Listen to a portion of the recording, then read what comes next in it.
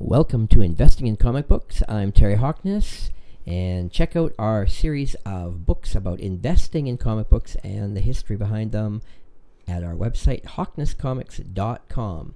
Today we are going to look at Young Men number 24 from Atlas Comics, published in 1953. This is one of the most unique books of the 50s, as you may know that in modern terms, Marvel Comics publishes probably 100 superhero comics every single month. But during the 1950s, Marvel was not into superhero comics at all. In fact, in the entire decade, they probably published less than 24. And I'm not talking about 24 different titles. I'm talking about 24 comics, period. And one of them is Young Men number 24. Now, this book is unique for a number of reasons.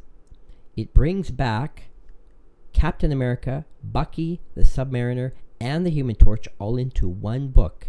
All three of the most popular and important, timely characters of the 1940s Golden Age era.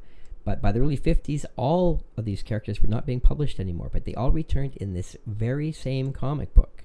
Now, some people believe this could be considered the first Silver Age comic book because it brought back some superheroes. It could be the first Silver Age Marvel comic. But most people don't go with that because it's just a short-lived series which unfortunately did not revive the Silver Age.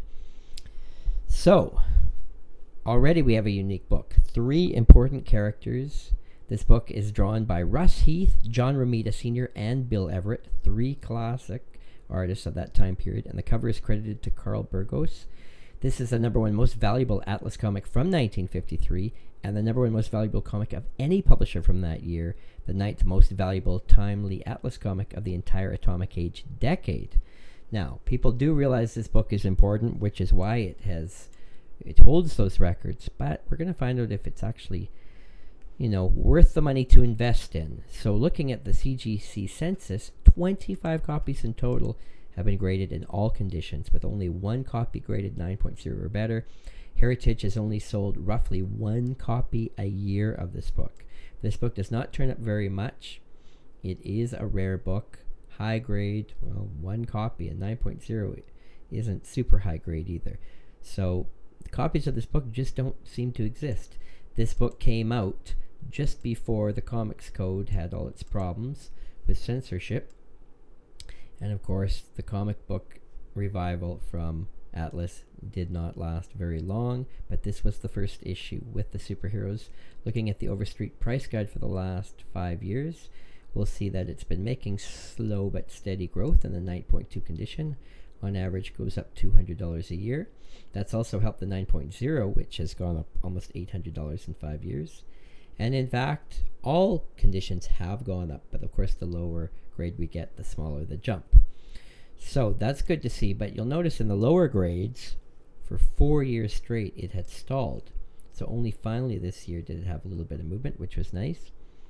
Looking at Heritage best sales, best sale they've ever had is for a 7. And that was in 2007, sold for $2,200. Now when that sale occurred, the book was worth $900 and fine, so we're going to say about $1,300 for that exact grade. So the book sold for not quite double of guide. And also in 2008, a fine minus copy 5.5 sold for almost $1,000, and I'm the person who bought that. One of my favorite books because I find it so unique. And at that time, you can see I paid $956 for it 5 years ago, and at that time its guide value was about $750. So again, above guide. We've also had some restored copies that have sold.